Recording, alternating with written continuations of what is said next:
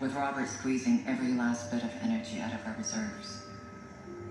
We're all just hanging on as we try to weather the storm.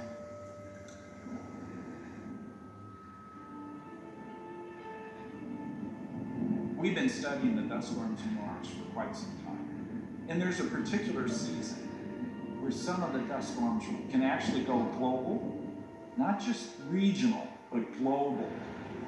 Dust storms in Mars can be absolutely enormous. It can be 20 to 30 kilometers high, and in fact, the dust can get charged. And in the case of these really tall dust storms, lightning can strike.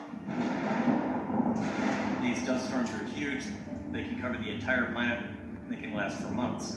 They're visible from space. Mars just kind of turns into a hazy red ball, and we can't see surface features anymore with our satellites. The dust, it's not like sand, it's like talcum powder.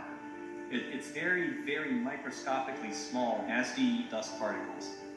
And if they get into your lungs, it's a human safety issue. So you want to try to keep it out as much as possible. There's a lot of dust on Mars. You know, we've learned from our rovers on Mars that they're constantly getting covered in dust. And one of the problems with solar panels is that dust would cover them almost instantly, or they would simply block out the sun so much that they don't work.